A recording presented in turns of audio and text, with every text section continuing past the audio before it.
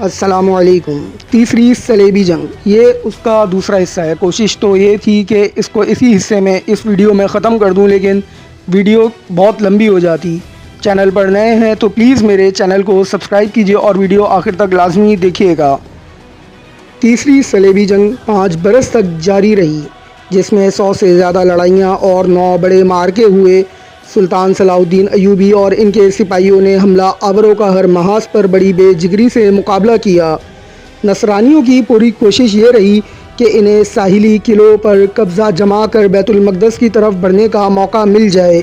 اس قبضے کے لیے انہوں نے عکا پر قبضے اپنی پوری قوت آزما ڈالی، بحری اور بری دونوں راستوں سے وہاں مسلسل حملے کیے، مگر صلاح الدین ایوبی کے سپاہیوں نے اس پہلی دفاعی لائن پر اتنی زبردست مزاحمت کی کہ صلیبیوں کے دانت کھٹے ہو گئے۔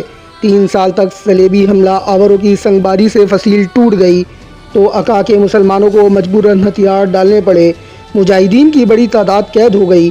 سلطان صلاح الدین ایوبی نے مذاکرات کے ذریعے ان کی جان بچانے کی کوشش کی، مگر صلیبیوں نے بدعہدی کی اور بڑی تعداد میں قیدیوں کو شہید کر ڈالا۔ صلاح الدین ایوبی کے لیے یہ ایک شدید دھچکا تھا، مگر ان کی ہمت و حوصلے میں فرق نہ آیا۔ انہوں نے دیگر محاذوں پر بھرپور مزاحمت جاری رکھی اور عکا کے علاوہ ہر مقام پر صلیبیوں کو منہ کی کھانی پڑی۔ ادھر حملہ آوروں میں سے جرمنی کا بادشاہ ایشیائے کوچک کے ایک دریا میں ڈوب کر مر گیا اور شاہ فرانس فلپ آگسٹ نے برطانوی فرمانرواؤں اور رچرڈ سے اختلاف کی وجہ سے بددل ہو کر واپسی اختیار کی۔ تاہم رچرڈ اور دیگر یورپی فرمانروا جمے رہے۔ عکا پر قبضے کے بعد صلیبی حملہ آور رچرڈ کی قیادت میں اسقلان کی طرف بڑھتے رہے۔ سلطان صلاح الدین ایوبی کی افواج کی کمی کے باعث اسقلان بڑھنے کا فوری دفاع نہیں کر سکتے تھے۔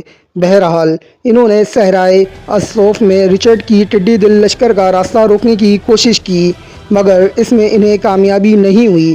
بہت سے مجاہدین اس معرکے میں شہید ہوئے اور باقی پسپا ہو گئے۔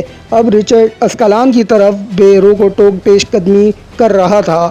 اسقلان کی فصیل نہایت بلند اور قلعہ بڑا مستحکم تھا، مگر صلاح الدین ایوبی فوج کے مختلف محاذوں پر مصروف ہونے کے باعث اس کی زیادہ دنوں تک حفاظت نہیں کر سکتے تھے۔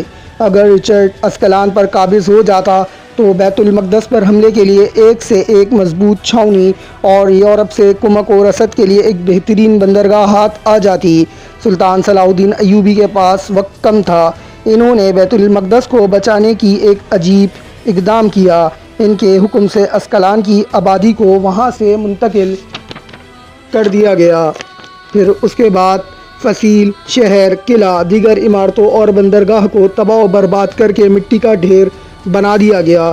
جب رچرڈ کی فوجیں وہاں پہنچی تو ان کو آڑ میں لینے والی کوئی دیوار اور ان پر سایہ کرنے والی کوئی چھت تک وہاں نہ پکی تھی۔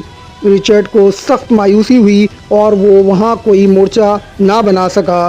ایک عارضی وقفے کے بعد 588 1192 عیسوی میں رچرڈ کے فرانسیسی افواج کو ساتھ ملا کر بیت المقدس پر حملہ کیا اور ارض مقدس کے بالکل قریب پہنچ گیا۔